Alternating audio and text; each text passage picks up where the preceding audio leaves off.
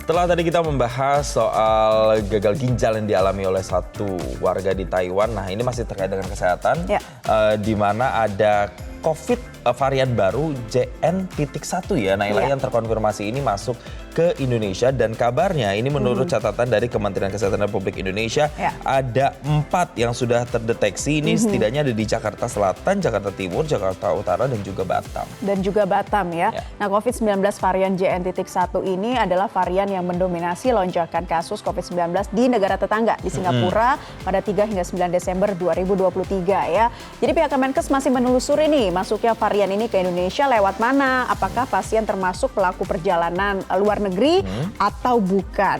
Nah, jadi kalau kita lihat memang kalau kasus aktif COVID-19 di Indonesia datanya per Selasa itu sudah mencapai lebih dari 2.000-an begitu ya, dan sebanyak 116 pasien ini sudah sembuh dan kematian sebanyak 2 pasien. Nah, dengan varian JN.1 lagi-lagi memang ini masih terus dideteksi, tapi sedikitnya sudah ada 4 kasus COVID-19 yang tersebar di sejumlah wilayah. Ya, ini tepatnya kalau tadi Naila menyatakan sekitar 2.000-an ya sampai dengan 19 Desember nih, kemarin berarti ya, itu kasusnya sudah mencapai 2.548 kasus yang terdeteksi di Indonesia. Tapi sebenarnya dari pihak Kementerian Kesehatan sendiri menyatakan apakah ini berbahaya, masih dibilang kondisinya sebenarnya masih bisa terkendali. Cuman yang menjadi catatan adalah memang upaya untuk bisa menegakkan kembali protokol kesehatan itu diwajibkan lagi gitu ya, diketatkan lagi. Dan kemudian ketika ditanyai soal apakah ketersediaan rumah sakit atau kamar-kamar di rumah sakit ini penuh begitu ya atau mengalami lonjakan, sejauh ini juga Kementerian Kesehatan bilang masih belum membutuhkan tenaga kesehatan yang begitu banyak untuk terjun, dan juga kamar-kamar atau ruang inap itu juga masih terkendali, jadi tidak sebegitu dikhawatirkan. Dan kasus konfirmasi hari ini COVID-19 ada 453 kasus begitu ya.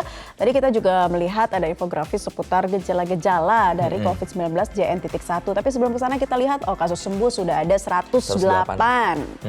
Ya, dan juga ada lagi ini terkait kasus meninggal. Ya, meninggal dunia hari ini ada 1 begitu ya.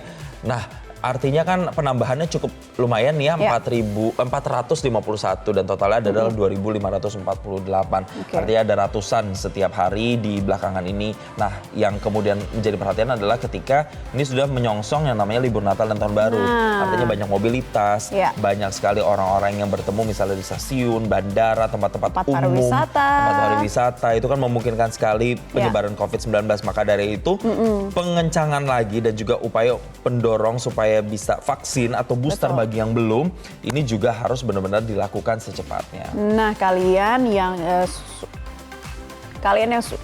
sudah ingin libur Nataru begitu ya, bagaimana nih mempersiapkannya? Apakah ya udah dengan adanya peningkatan kasus langsung nih waspada mau jaga prokes, atau yang belum lengkap vaksinnya langsung vaksin, atau ketika menimbulkan gejala langsung mau tes swab lagi? Nah, seperti apa? Ini kita lihat tanggapan dari warganet soal kenaikan kasus COVID-19 dari platform X ya. Dari yang pertama dari @yxxx, siap-siap nih ngaduk dalgona. Waduh, ini kayak balik lagi 2020 ya. Ada @coldskian, bisnis masker, bisnis hand sanitizer, bisnis swab, dan antigen akan kembali ramai. Semoga aja enggak sampai PPKM atau berimbas ke perputaran roda ekonomi lagi. Amin. Semoga saja tidak seperti itu ya.